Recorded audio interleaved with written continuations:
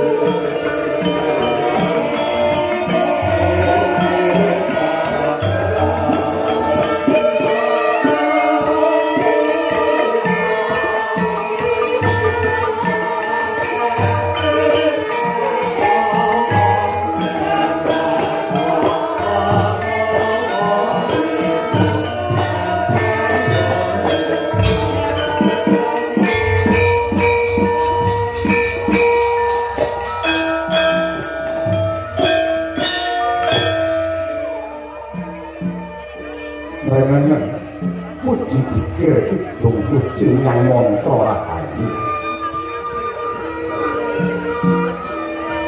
media saking sang Hyaka ipak ing anggih murdas maning Gusti Werdiwana pasuki ing ladya mangesti darmaning kabudayan rahayu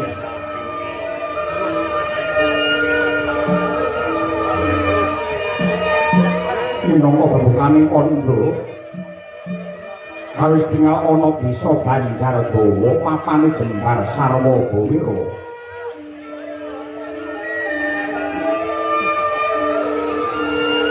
wonten ing desa Silem Bandung saben lurung primenggah dilaking dadi asri wanguning ratri kawis tinggal jajar bagananyar Wisma Jembar mangkulatar menggo endahe kang sekar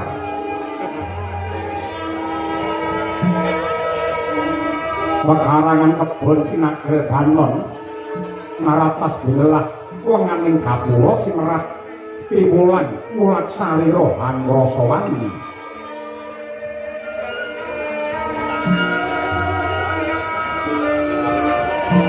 dasare tanem tuwuh ingkang mawarni-warni karang itri tumpang sari ambet mangkono dadi endah edi lan peni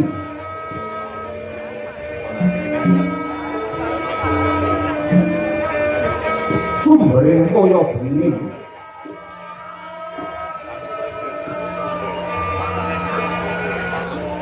ingkang duwene mili ing kali Malimbar kinarya nglepi pasabinan ora mung ana ing desa kono nanging Malimbar nganti desa Kulo Tenengih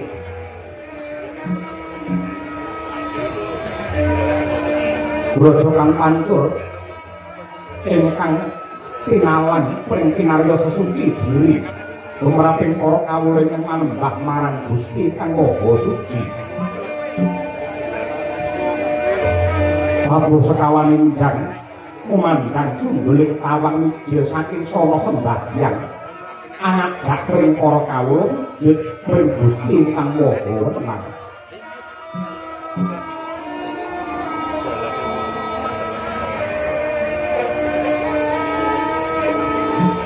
Duwe srengenge wis medhul ing jagat witman para among tani samya tumuju pring pasabinan lan pategalan hangulah bumi ngarap siti pari jagungan yen ijo royo-royo wancine panen para kawula kawis tinggal badya mulya jigra ngunjukaken rasa syukur marang pangeran kanthi nindakake adat lan budaya sedekah bumi bersih desa saya ngrembaka pratandhane lamun koyo kawula kono guyub rukun urip makmur karta lan raharja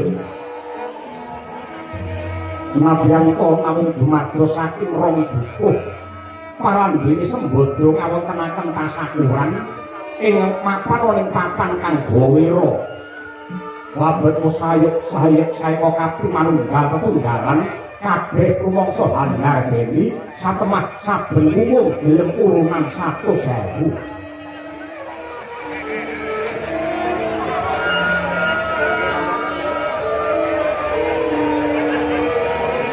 Pramila Ki Semar Badranaya anane amung mili sarta mangestuni dhumateng sedyane para kawula ingkang remen dhumateng kabudayan sing nyuwun gelaring budaya yekti para kawula parandene yektine lurahe mung melu waton liyane kabeh do gelem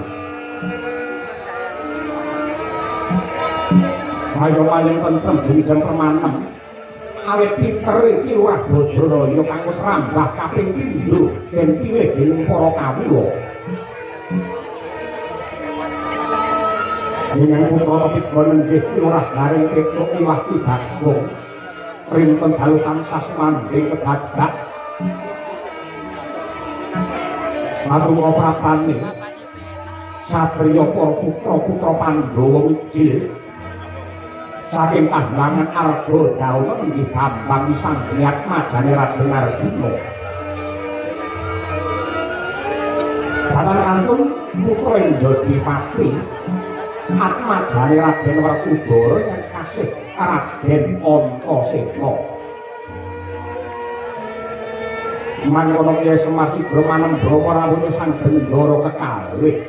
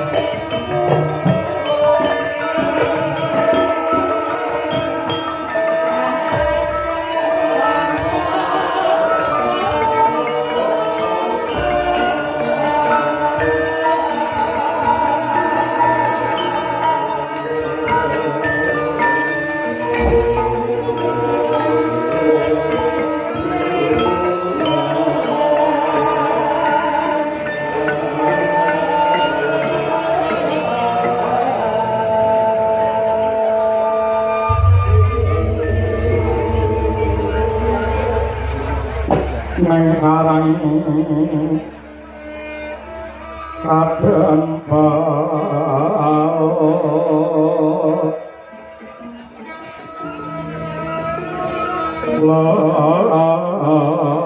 laledan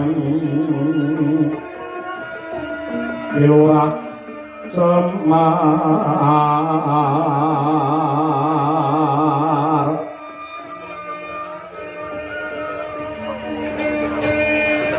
sak pranakane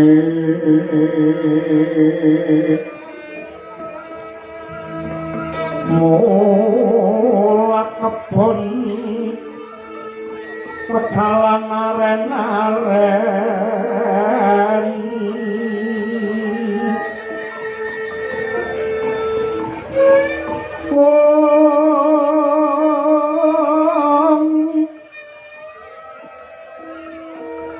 sami mundhuh karo pala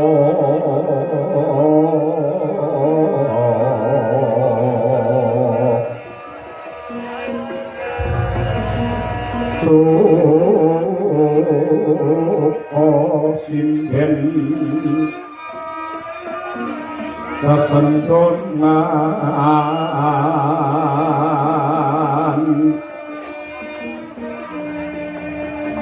sarwi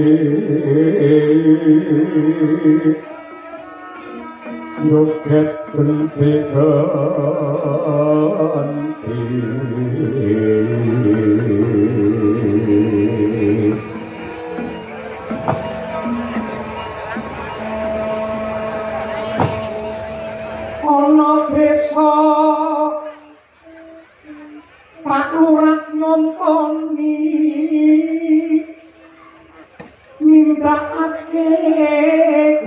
kewajiban desa cari ngati penulise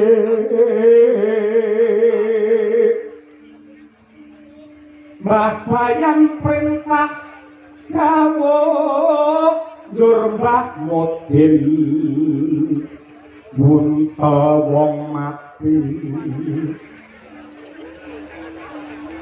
Jaga Baya mrekaman Jaga Tirta iku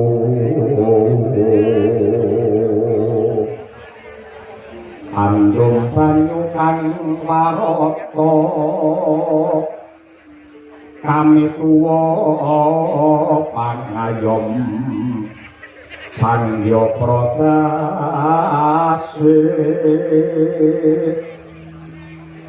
RT RW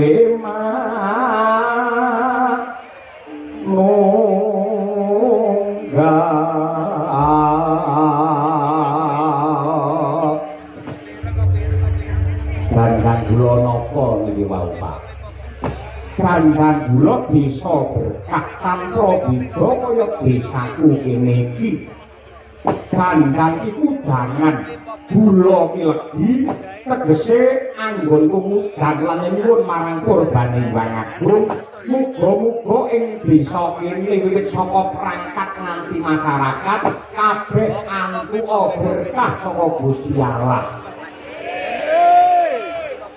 aja nganti dadi desa sing bubrah wonten Gandang gulane kene desa bubrah bayan nyambi langke Jaga Baya ndekemimba prangga tarik hati penulise Mbah Mudin Bandar Dagu pacare ngedhekke korupsi RT RW mainan kami tuwon dukun yaine sapa pelacuran mbok nyaine kok malah nganake dhuwit Gusti nyuwun ngapura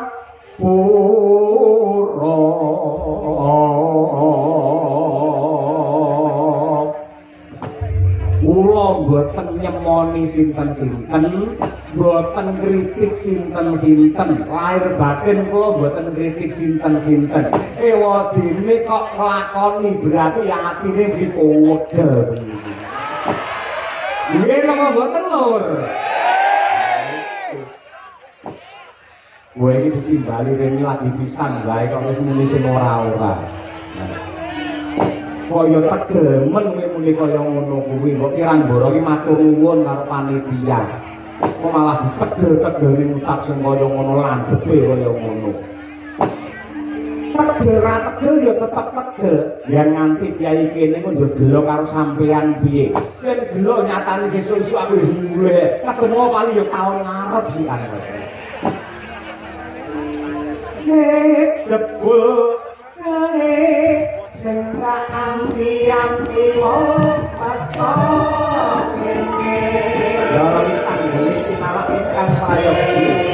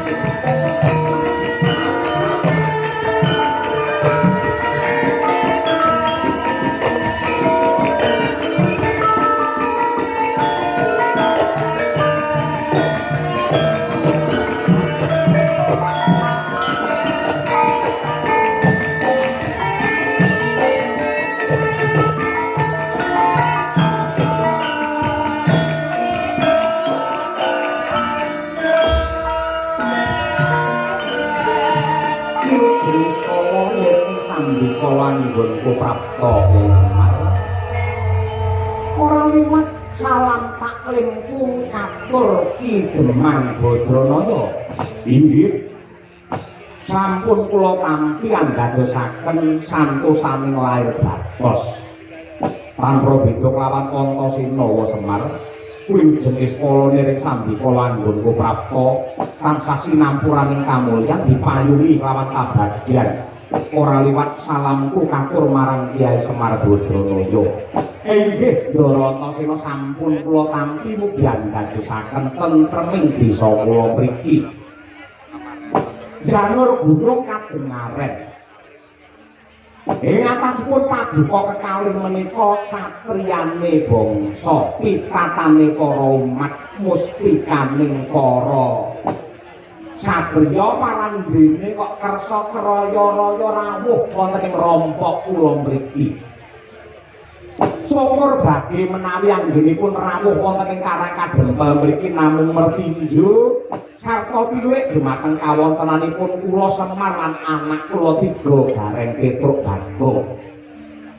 Dewa semanten menawi wonten bab wigati ing badhe kababar bebasan idam rujak ing Cempaluk cumengken kula daya-daya kepengin urip jatining gati. Kyai Semar. Bener kang dadi pangandikamu pancen sepisan. Anggonku suwarna nek Karangkadempel mung ngendhake dawuh utusane Gusti ingkang pungkasan ingkang surasane. Sapa menungsa sing gelem nyambung paseduluran, nyambung kekadangan, ing kono bakal dijembarke rejekine lan uga diparingi panjang yuswane, dawane umur kebaka ing reh barokah. Dene kang angka 2 Kyai Semar.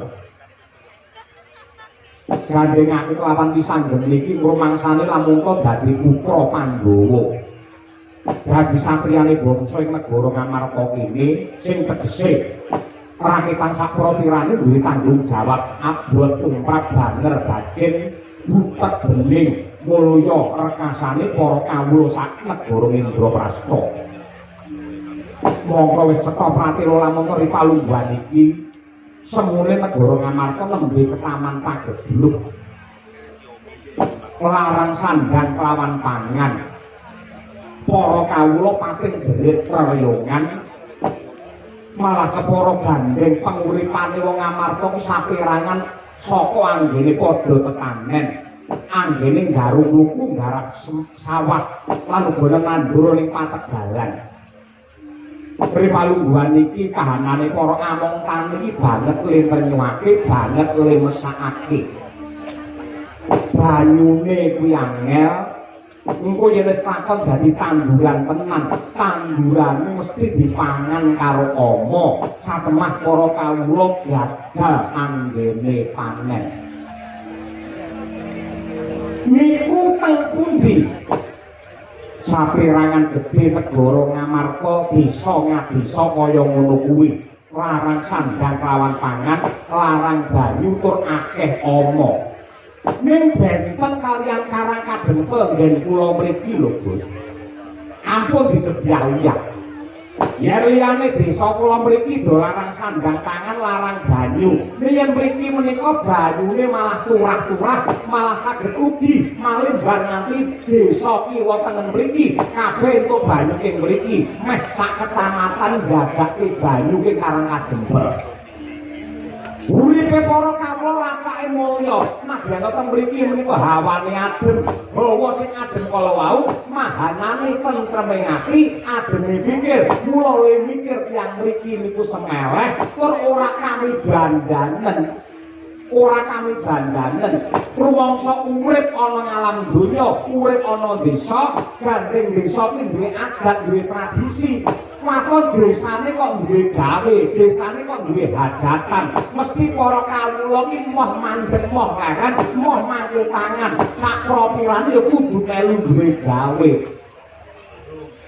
Menurut saya niku desa Pakis ireng mriki. Manggejah manggoleki.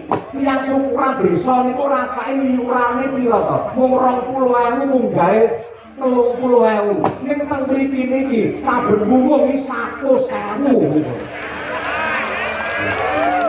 Muga-muga sing do iuran urunan semono kae rezekine tambah kathah melimpah ruwah kebak berkah. Mergo wong mriki ora wedi miskin, ora wedi melarat, ora kami bandangen. Lha mikir ki enteng. Saiki dhuwit kelangan 100, aku percaya iki bari mbalike 100 juta. Niku. Dadi kudu duwe kapitalan sing jenenge wong Bronodiyah, wong amal, wong sedekah niku ora bakal lokak ning parandene saya kebak ora mutah parandene tambah wuto. Mangkitane mawon. Taun niki gelem gelar budaya kaya ngeten niki. Taun ngarep wayangan melih, le urunane ben wong 500 niki mangke. Wis mesti meca pantese padha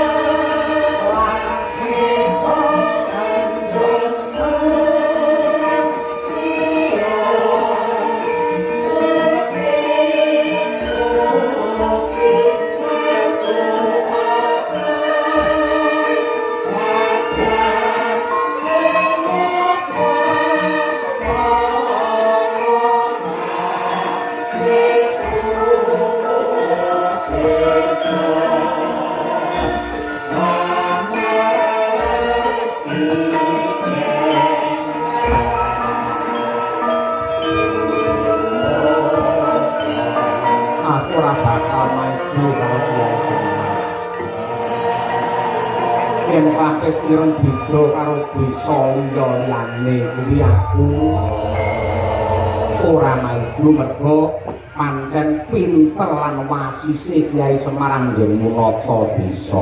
Sing pinter niku sapa? Ta kula niki mboten pinter. Sing pinter ya kabeh para kawula niki.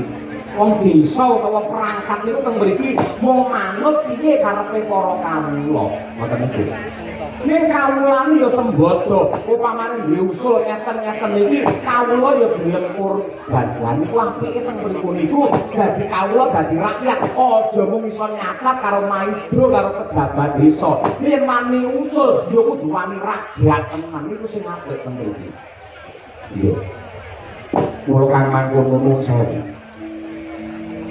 Yen sak liyane Karang Kadempel, sak liyane Klampis Ireng isih akeh desa-desa sing uripe para kawulane padha rekoso. Kaya sing diaturake ngarep mau, larang sandang kelawan pangan. Panene mesti gagal mergo tansah dipangan karo ama. Gandeng panjenenganmu iki Kyai Sepuh, Kyai Semar. Panjenenganmu wong tuwa sing kudu kena pinuwa lan pinuwi-tuwi, wong tuwa sing kena kanggo paugeran, wong tuwa sing kena kanggo gundelan. Kula rake tanggung seklimah para gati paling dawuh ngamarta tek kaya ngene iki sebabe apa lan seranane desa-desa liyane Klampis Ireng ben kaya Klampis Ireng iki carane piye. Nuwun sewu nggih. Kula tak nderek matur klungsu-klungsu Semar tak melu Dunadyanto kucem diraupi kula tak melu usul.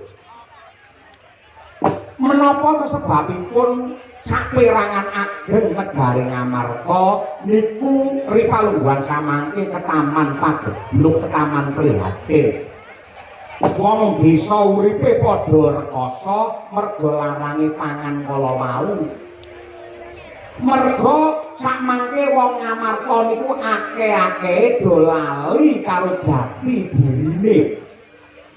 Do lali karo adate, do lali karo budayane. Lah niku mongko sampun cetha pengiran maringaken kanugrahan wujude bumi lajeng dipun tanduri mbuh paripa jagung apa tela menapa kemawon niku sing nyatane tanduran kala wau saged murakapi tumrape gesange menungsa.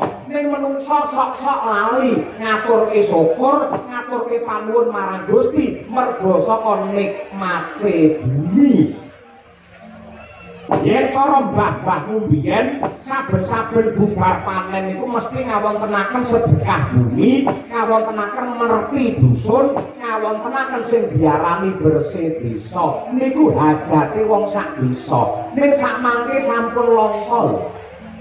Sampun langka para kawula sing gelem nyukuri kanikmatane Gusti niku sampun langka. Lah niku mongko leluhur kina rumiyin sampun paring conto yen kowe nyukuri kanikmatane Gusti secara agama ya dituntunake ya ta secara agama ugi dipun tuntunaken ning secara budaya ugi sampun dipun paringi conto. Agama niku napa to? Agama niku pranatan saking Gusti ingkang tinulis wonten ing Weda Suci minangka tuntunane kajiwan supaya menungsa dipun paringi tentrem lahir batin, keselamatan donya tekan akhir. Niku agama. Budaya niku angen-angen sing ambabar marang kaendahan lan katentreman. Jane agama kali budaya niku cara wong mlaku padha. Yen agama niku sikil tengen, budaya niku sikil kiwa. Ning racae sakmenika tiyang mlaku niku malah lumpuh. Enek sing mlaku sikil kiwa tok, enek uga sing mlaku niku tengen tok, enek uga sikil tengen karo kiwa malah ditabrak niku enten. Sing marai kesruh, marai wong loro kejungkel mergo kiwa karo tengen, agama karo budaya ditabrake. Aja bersih desa, ndak marai musyrik. Aja nganake sajen, ndak marai sirik. Aja ditepang. Nyajeni demit. Saniki monggo to dinalar, jaman wis maju kaya ngenten lho. Kok iso sajen nyajeni demit iki tegese piye? Kula tak takon. Demit pundi sing doyan kali gedang raja iki demit pundi? Niku sing doyan iki bangsane danyang. Danyang niku enten danyang katon kali mboten katon. Lah sing doyan gedang niku danyang katon. Danyang iki sapa to? Sing donyang. Ya wong sing lenggah sak lapangan iki danyange wates mriki ngoten niku.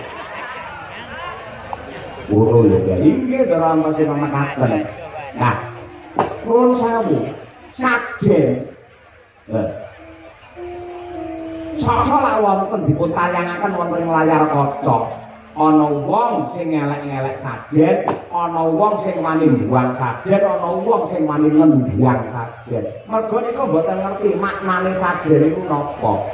Sajen niku penyajian, penyajian niku unjuk rasa, unjuk rasane sapa, unjuk rasane menungsa kalian Gusti ingkang nyipta jagat, ingkang peparing wujudipun kanugrahan kala gumandul, kala kasimpar, kala wijo, kala kapendhem lan liya-liyane niku dilumpukke dadi siji lajeng ngaturke panuwun kaliyan Gusti kanthi ucapan Duh Gusti kula ngaturaken panuwun menika sedaya peparing paduka ing nyatanipun murakapi tumrape gesang kawula. Ngono iki wong syukuran kaya ngono wong matur nuwun karo Gusti sediarane elek iki tegese piye? Biar buceng ngono iki ya ana karepe Pak. Ya ana. Buceng iki tegese nyebuta sing kenceng. Nyebut karo sapa? Gusti ingkang nyipta jagat kanthi cara budi zikir lan uga nindakake wiritan kuwi buceng. Biar buceng tumes kae piye Pak? Aku ngerti. Apa? Mlebune kenceng metune lemes. Ya kok ngomong pisan lambene elek. Lho, aku iki bilane Bapak Semar lho. Sing dikandhani Bapak Semar iki bener. Malah sosokan sing kedawa-dawa. Aja bersih desa, aja nanggap wayang. Wayang iki musyrik, wayang iki haram. Lho, sejarene haram karo ora lak gumantung niate sing mresani wayang. Iya toh. Heeh, ngono kuwi.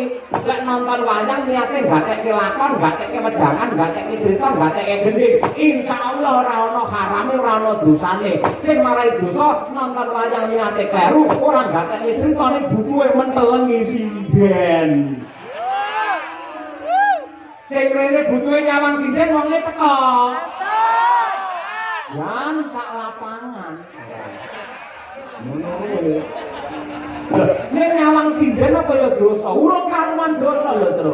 Yen nyawang sinden dibarengi karo rasa syukur. Ya Allah, menika paduka nyetakaken wujudipun waranggane kesulistu ing warni, ing semantenipun sae-sae. Ya Allah, renggo ingkang bersih desa dalu menika. Lek dibarengi rasa syukur, ora ana harame. Tur nyawang sinden, nuwun sewu ya. Survei membuktikan awake dhewe rasa munafik, awake dhewe rasa suci. Mbuh salah, mbuh ponorogo, mbuh jaken, mbuh wates kene pisan. Wong lanang mbuh enom mbuh tuwa nyawang sinden nek nganti ora tertarik wajib dipresakne. Pengumuman iki. Wong lanang ora tuwa ora enom nyawang sinden ayu nek ora tertarik wajib dipresakne.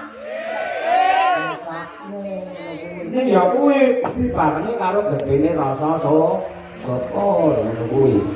Nah, kula lajengaken anggen kula matur.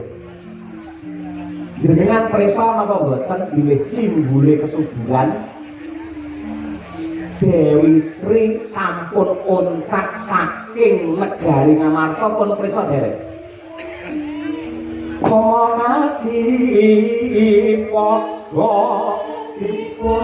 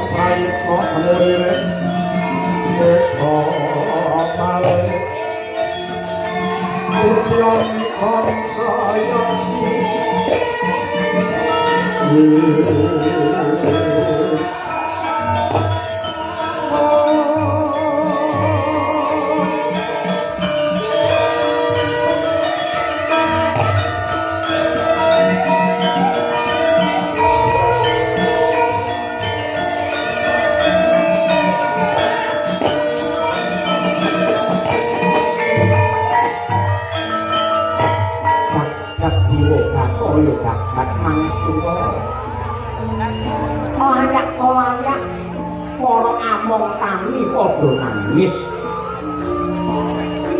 Jebule palungguhan iki Dewi Sri simbole kesuburan wis jengkar saka mata Kyai Semar nggih. Merga napa? Pun boten krasan manjing wonten mriki, hawane wis sumuk. Menungsa niku mung ngumbar hawa, kabeh mung golek mulya. Lali karo budayane, lali karo adate, lali karo jati dirine. Nah, niki kangge srana subure melih negari Ngamarta Dewi Sri kedah wangsul. Kula duwe niat, kula duwe tekad, duwe panggayuh, kula kek pengen bangun pura kencana to, Den.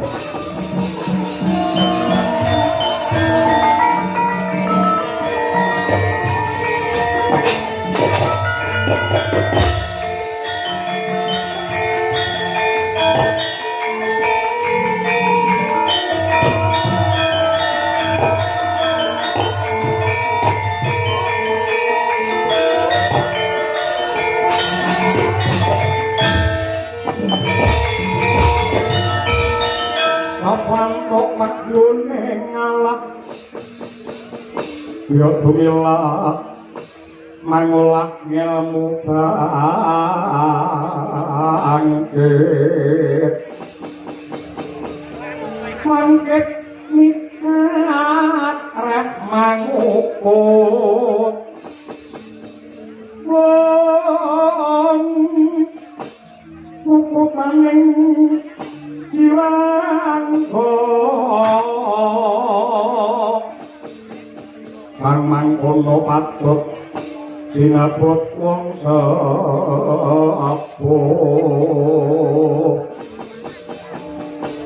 wire sepuh sabiha Allah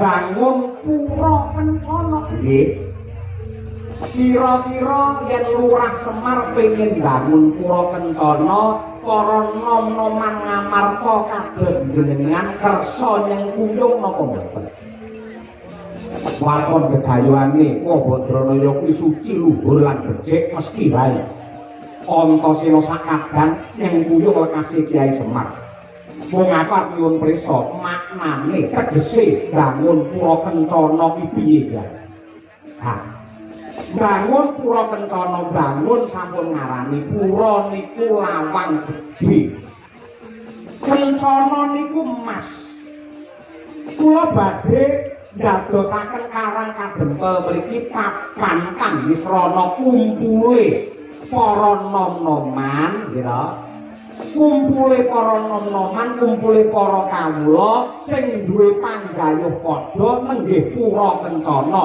gegayuhanipun kepengin buka lawang gedhe supaya wong ngamarta bisa mapan oleh jaman keemasan kali kencana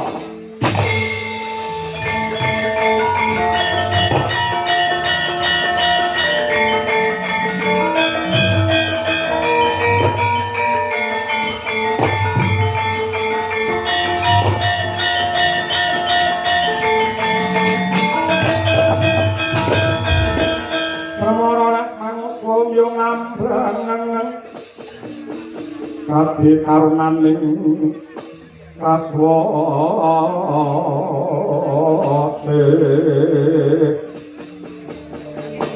kaneng marga memalagung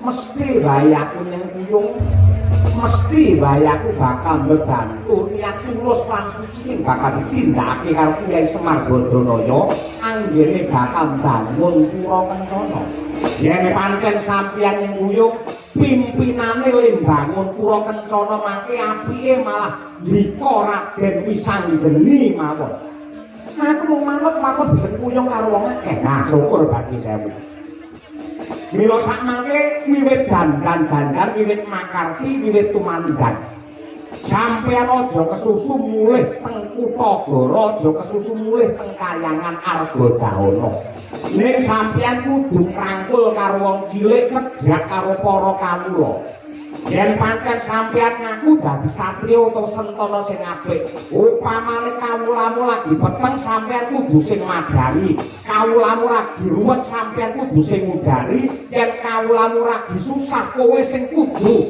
nyenengke atine wong cilik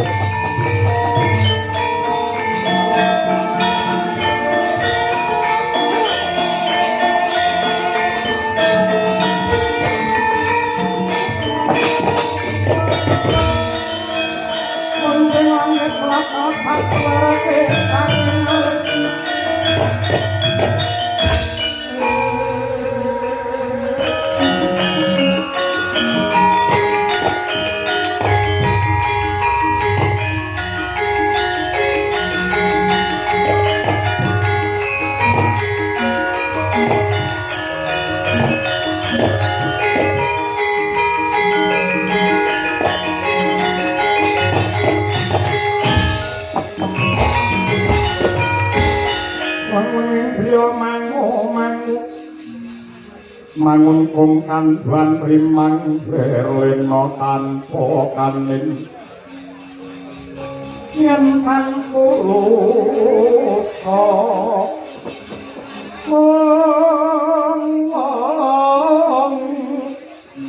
mengku sang Hyakutama mangkono Sri Narendra uwus nyolon apa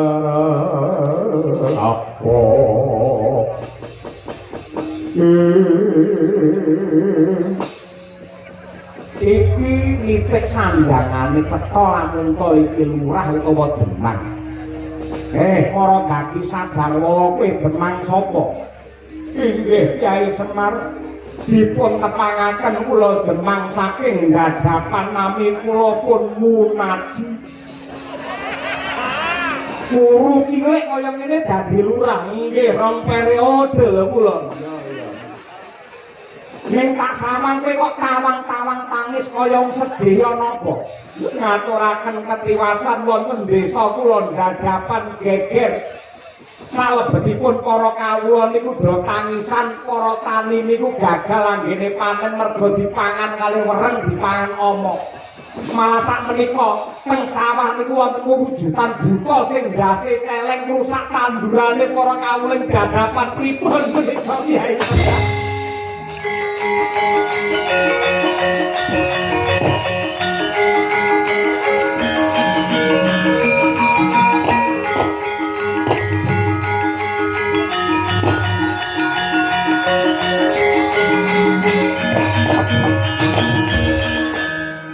Ndara Wisanggeni menapa dene Ndara Antasena tanpa ligasi nambung banyu tinalang mestinipun sampun cetha pratela aturipun Demang dadapan menika wae sawahe diorak-arik karo buta celeng yen pancen sampeyan ngaku dadi sentana sing wajibane ngayomi karo wong cilik yen ngerti wong cilik do nangis sampeyan apa meneng wae kaya ngoten niku. Indro bolo kang dunia hasampo Mayon balik Serkate kelateng Soto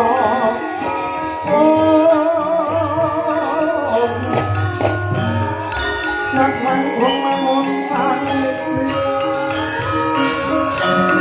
Minsan anak cilik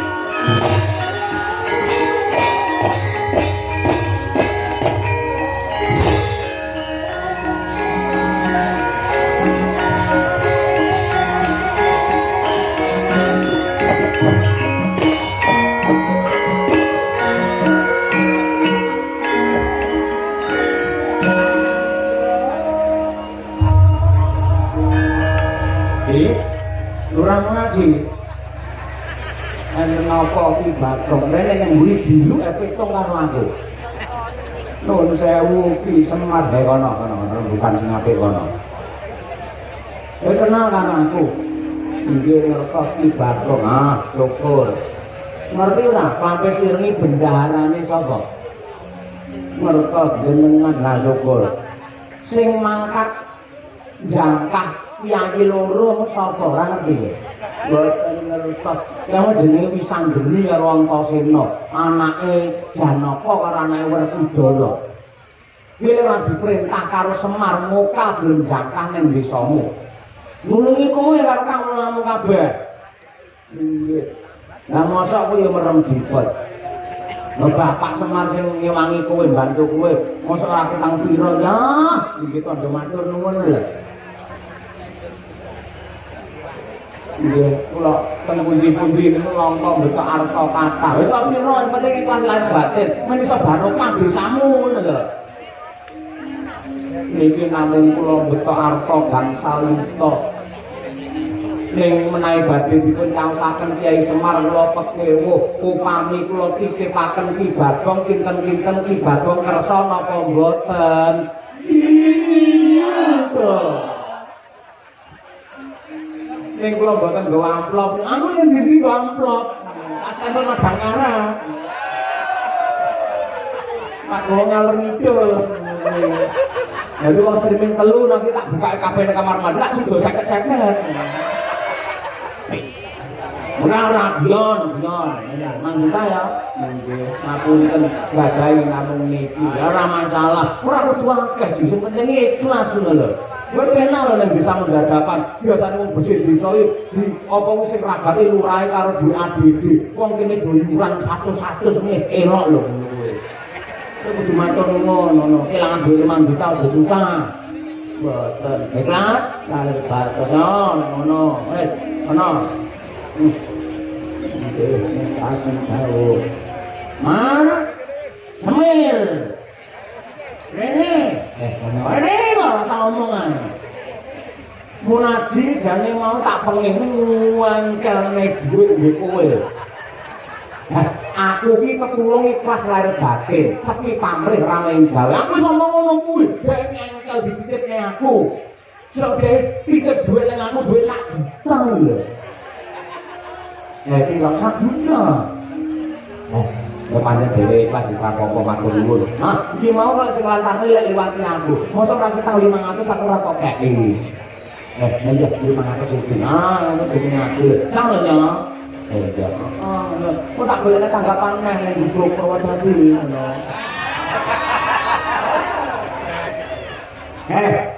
Lurah ngaji kok dadak repot-repot ngene ngopo? Aku tetulungi lahir batin, bantu lahir batin. Terus sing makarti dudu aku. Sing makarti mung Ndoro Antasena karo Sandeni.